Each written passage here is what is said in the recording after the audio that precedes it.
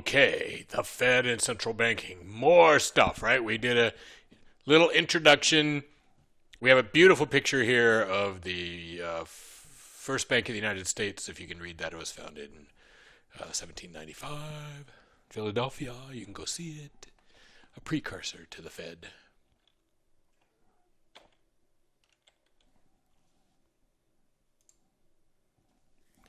Okay, so it's important to remember that the Fed is made up of all these districts, and each district has an interest in what happens inside its district. So the Fed not only has national responsibilities, which is really what we're going to talk about now, it also has regional responsibilities.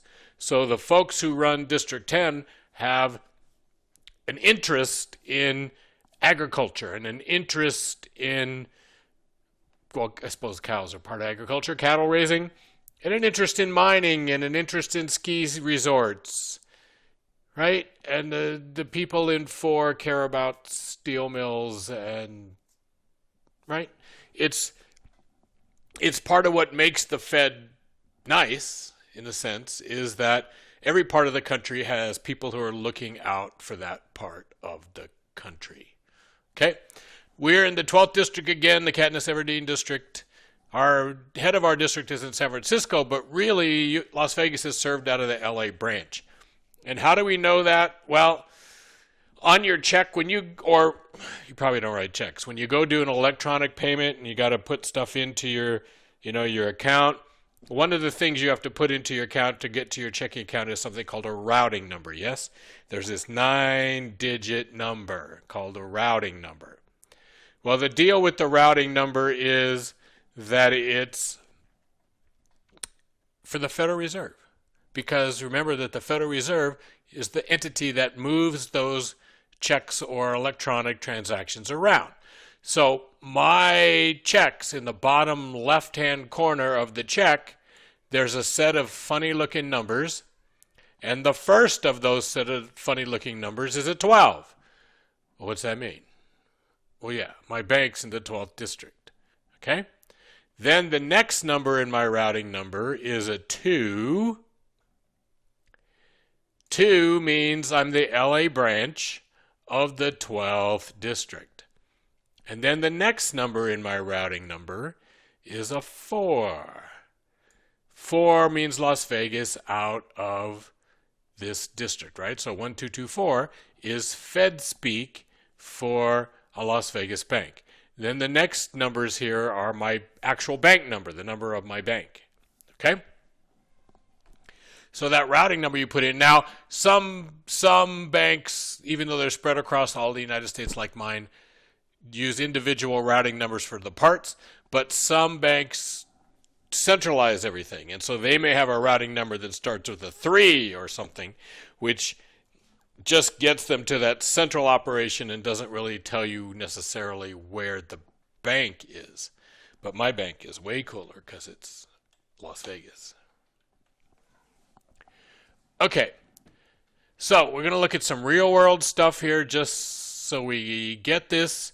How many board of governors are there supposed to be of the Fed? Yes, 7. 7. How many are there? Well, there's 5. When President Trump became president, there were 2. There was the top and the bottom of this. Jerome Powell, who's the chair. He wasn't the chair then. Janet Yellen was the chair. So actually there were 3. She was on there too. But Jerome Powell, Lael Brainerd. Okay? Remember how the Fed works. There's supposed to be 7. So President Trump's appointed 3. And he had the opportunity to appoint 5 so far, but he's only gotten 3. He's tried to appoint a couple other people who even the Republicans said, no, we're not putting them on the Fed. So he's only got the 5. There should be, think of it as sort of that every even-numbered year a new person should get appointed. So right now, this year, the last Bush person, the second to last Bush person should be coming off, and the second Trump person should be going on. So right now there should be 1 Bush person, 4 Obama people, and 2 Trump people. That's the way we should see this. Instead, we have 2 Obama people and 3 Trump people and 2 empty seats. Okay? That's not the way this is supposed to be. What you want is all those different independent voices, and that's not what we're getting. Now, who are these people? Well, just in case you think they're all famous economists, let's look. So Jerome Powell has a law degree from Georgetown. Clarita, who's the vice chair, has an MA and PhD in economics from Harvard. I don't know what that means, but MA and PhD from Harvard. Mrs. Bowman, who was appointed by President Trump, has a BS in advertising and journalism from the University of Kansas and a law degree from Washburn University. Mr. Quarles has a AB in philosophy and economics, summa, from Columbia, and then a law degree from the Yale Law School. And then Lael Brainerd, who is the 2 red people are the last Obama people. She has an MS and PhD, also in economics from Harvard. So there's 2 Harvard PhD economists, and there's 3 lawyers. So we're out here in San Francisco. That's the president of our bank, Mary Daly. She's the president of the San Francisco Fed. And who is our board?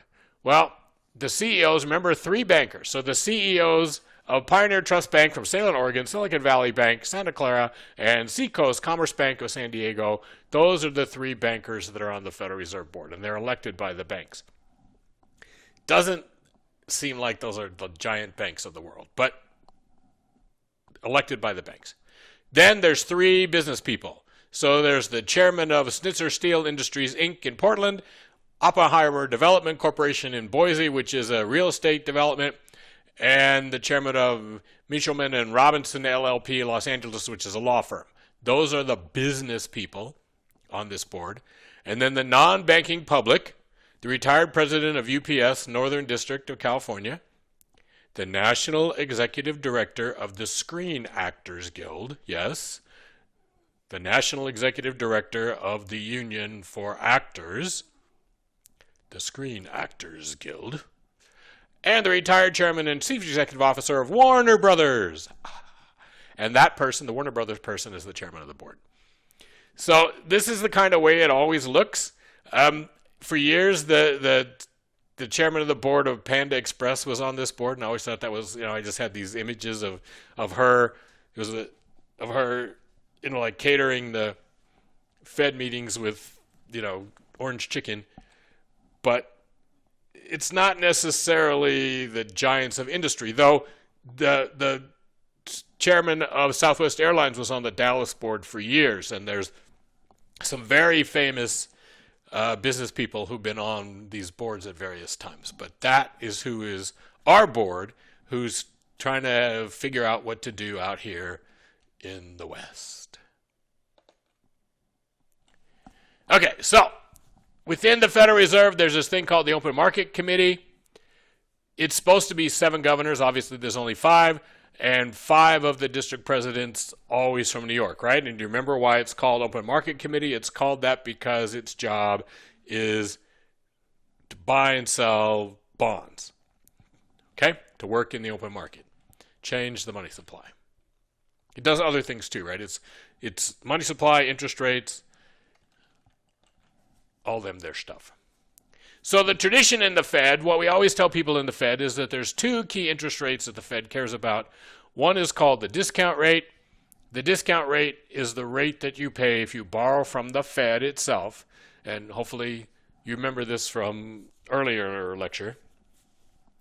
Discount rate is the rate. So if a bank needs a loan and it goes to the Fed and it just takes out a loan, that's the discount rate. Hardly anybody ever does that these days. In the last 20 years, a lot of people did it in 2008, 2009 when the economy was bad. But other than that, the discount rate is, as they say, symbolic. Nobody actually goes to the Fed and borrows in the old school way. The other thing is this Fed's funds rate. That's overnight borrowing of money between banks. And you can see the picture of that over there in the last, 70 years, 75 years. It's been as low as 0, and as high as, 19-ish. And the used to be a big deal. The Fed used to change it all the time, as you can see, make it go up and down to control things. Lately, it's only been, zero for a long time, and then the Fed tried to make it go up, and now they're making it go back down. But it's not as important, nearly as important as it used to be. So these are things that the Fed, we used to tell people these are critical things that the Fed, it's not necessarily the case anymore.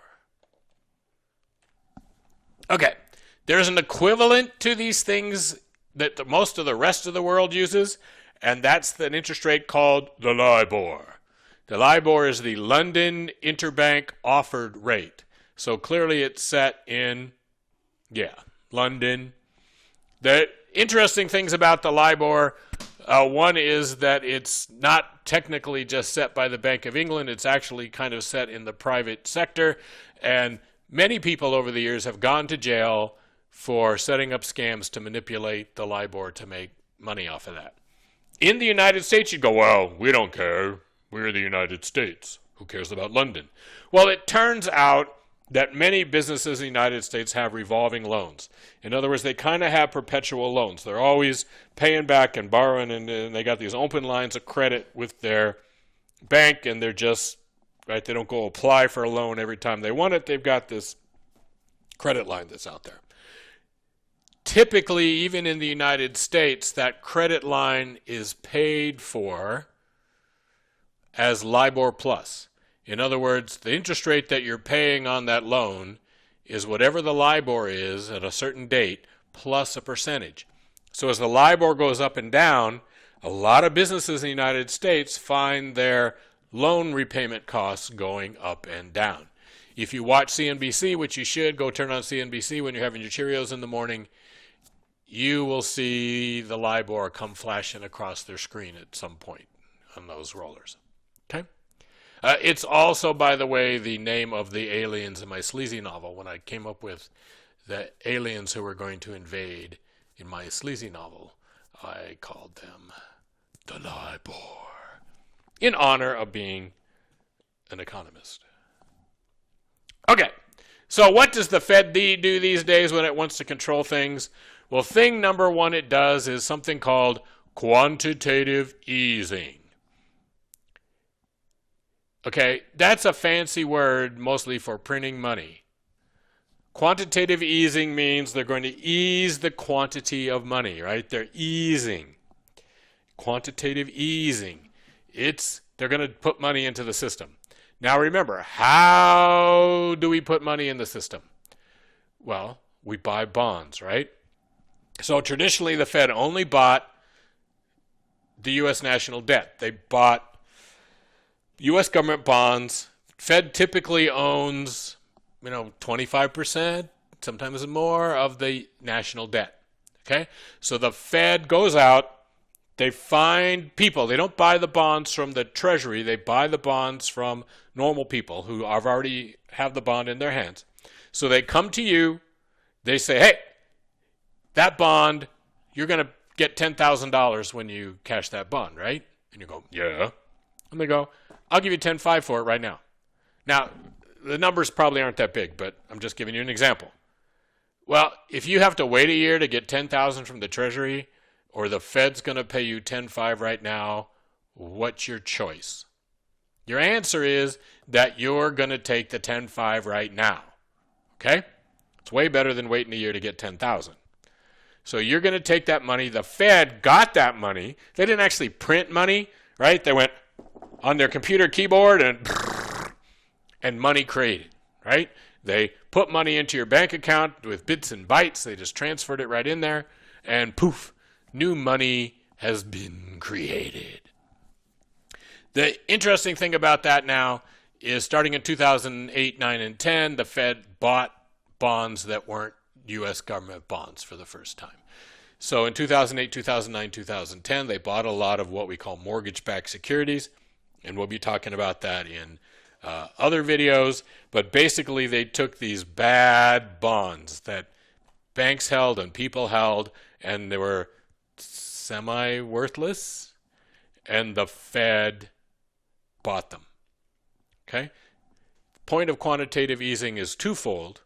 One is you want to get more money out into the system so that people will have money to spend or money to borrow and lend if you're a bank. But the other thing is that sometimes there are these assets out there that are garbage, and they're mucking up the financial system because there are these financial assets, these bonds or other financial assets that have been issued that are clogging the system. They're not very good. Nobody will buy them and sell them. They want not. So the Fed can come in and buy them all up and open up the system again.